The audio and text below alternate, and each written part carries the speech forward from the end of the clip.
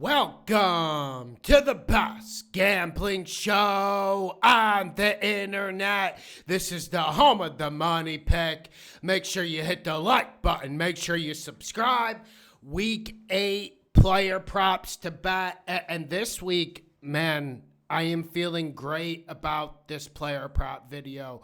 This is the best I have ever felt about a player prop video. We know there's variance in these. We know they go up and down, but I'm feeling great about it. Just letting you know. Let's get to the first prop. Drake May over 223.5 passing yards. And for me, this one is simple. I don't think the Patriots are going to be able to run the ball. And that leads into the next prop. When you talk about the Browns defense, firstly, you talk about the best run defense in the league. I don't know what the stats say now, but the film says this Browns defense is absolutely robust in the front seven at stopping the run. But I think you can throw it on them. They're going to play a lot of man-to-man, and I think Drake May's playing at an elite level. The last thing I would go to, and I don't like doing trend betting, I don't like doing this stuff, but ever since Jim Schwartz has been defensive coordinator for the Browns, just look at the home-road splits. I think Drake May goes for over 250 in Foxborough. Give me Drake May over 223.5 passing yards. And this rolls into the next one. And I'm trying to do this where I'm doing 2 a game. Sometimes it works, sometimes it doesn't. But the next one is Ramondre Stevenson, under 50.5 rushing yards. And I get it. He's going to get a lot of carries. Travion Henderson really hasn't emerged. We were lucky to hit one of his unders this year. But I just don't think the Patriots are going to be able to run the ball. And I think the Patriots' path forward in this game is letting Drake May heave it and Drake May run it and scramble. That's what's going to happen. I just can't see Ramondre Stevenson having a big game. I'm going under the 50.5 rushing yards for him. Next prop, we're going to Saints and Bucs. Let's go Tez Johnson over 38.5 receiving yards. And I liked what he did last week against Detroit. Obviously, we all saw what he did in that epic San Francisco game when we hit that big bat. And I just think Tez Johnson's going to keep getting workload, and he's gaining Baker's trust, and he's playing with confidence, and I think 38.5 is a low number. And obviously, if you're the Saints defensive coordinator, if you're Brandon Staley, well, you don't want to be Brandon Staley, but imagine you're in his shoes. You're obviously going to send your resources focusing on Egbuka, and he's going to play. He's full go. That's why I'm going Tez Johnson. I think he'll get plenty of space, and he works down the field. I'm going over the 38.5 for him. Now let's go to the other side in the Saints-Bucs game. I was thinking about Rattler, but you always worry about Rattler getting in rhythm, and I worry about the Saints' protection. So I'm going to just go Rashid Shaheed over 47.5 receiving yards. And I think he can get this on one play. He's not a high volume guy, but this is a Bucs defense that is giving up a ton of big plays. And like Todd Bowles said, halftime during the 49ers game, we'll be good if we just don't fall down. But they fall down at least 4 or 5 times in the secondary every week. They're riddled with injuries on the defensive side as well as offensive side. I just think the Saints are going to be able to push it down the field, and Rattler's played pretty good this year considering the mess around him. So I think Shaheed will get enough service, and like I said, with how explosive he is, you just need one catch from him, and he can take us home with this over 47.5. Next prop, let's go to the Denver-Dallas game. I'm going to go George Pickens over 55.5 receiving yards. And I let out a question in the Discord, like, does Surtain travel with the number one receiver? Because we haven't really seen like a strong situation, a strong dog for Vance Joseph and this Broncos defense to contend with. But even if Pickens gets matched up with Surtain a lot, I just feel like 55.5 is too low for him. And last week we went CD, and this week I'm going Pickens. I just think Pickens is an absolute tour de force, and I haven't loved this Denver defense this year. Obviously, it's a top 5 defense. Obviously, this defense is awesome. But also, the Broncos offense isn't playing much complementary football to help them, so I think that's playing a factor. And dare I mention that Dak Prescott has been a top 3 quarterback this year?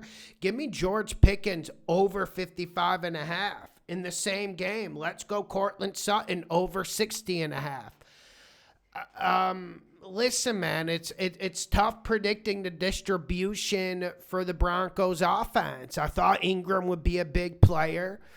I thought Mims would keep emerging. I thought Franklin would play a little bit better.